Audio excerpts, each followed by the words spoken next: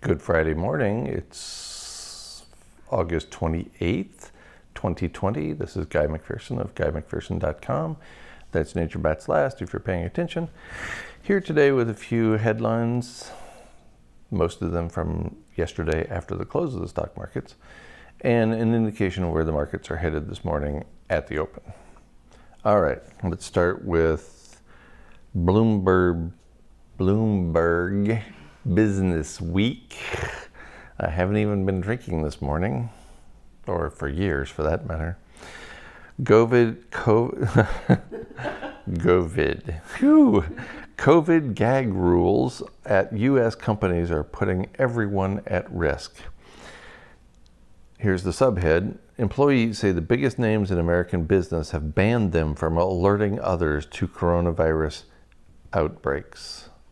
That's right. Businesses have adopted the early President Trump language about this being a hoax, about it being no worse than the flu, and some people are sticking to that nonsense, even as millions of people continue to die, even as millions of people continue to get this coronavirus and suffer immeasurably. So you assholes who are promulgating the idea that this is nothing worse than the flu, just shut up. You're costing all of us our lives and a lot of precious time.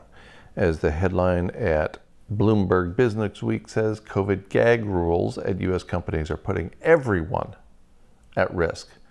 Not just someone, everyone.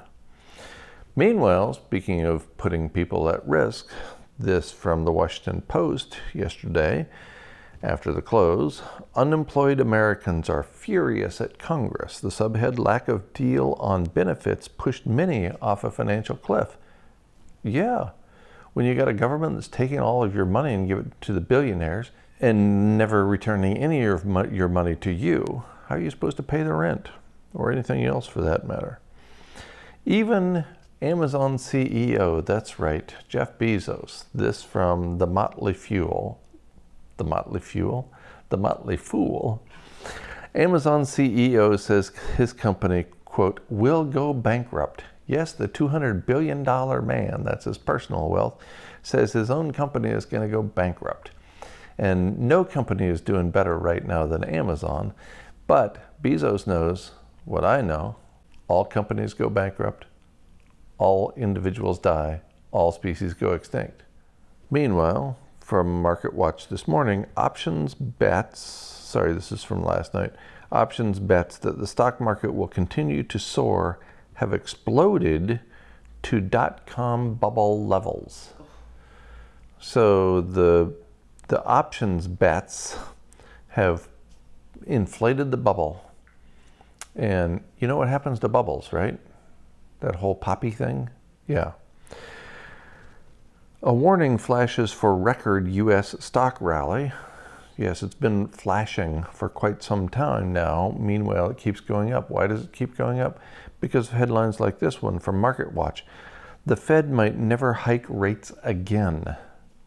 This from today. The Fed might never hike rates again. Here are growth stocks for the long run. The long run? According to one strategist. That strategist must not be working for Jeff Bezos, because even Bezos knows that his company is going to go bankrupt, along with all the others. The long run? There is no long run. There's no long run remaining. For you, for me, for us, for our species, for the stock market, none of that has a long run. Finally, from this morning at Barron's, the Dow is ready to erase its 2020 losses. It still can't win. Yes, it's ready to erase its 2020 losses. Today, probably, temporarily, but it still can't win because the laws of thermodynamics ensure as much. You can't win, you can't break even, you can't get out of the game. Everybody dies, all species go extinct, all companies go bankrupt. We're at the end, folks, of disaster capitalism, of this set of living arrangements. It's time to start living accordingly. Whoops, that one sneaked out. I didn't even mean it for it to. So have a great day, everybody. Have a great weekend.